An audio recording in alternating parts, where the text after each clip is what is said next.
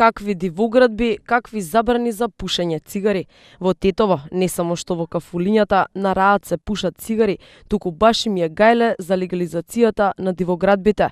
За ова место кружи цифра близу 10.000 нелегализирани објекти. Откако почна фамата со евро за метар квадратен, во Тетово никнаа 264 барања за легализација за само 45 дена.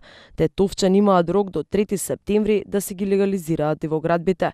Со ваквата состојба на владата и пропадна проектот што го најавуваше како долгоречно решение со дивоградбите и покрај искрената желба на владината гарнитура, онаму каде што имало најголем број несовесни граѓани и понатаму си продолжуваат во нивниот стил. Во Тетово и Гостивар се пуши на секое ќоше. Држава во држава, така се спроведуваат дел од македонските закони.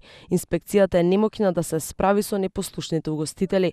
Државниот пазарен инспекторат казнува по неколку објекти ширум целата држава.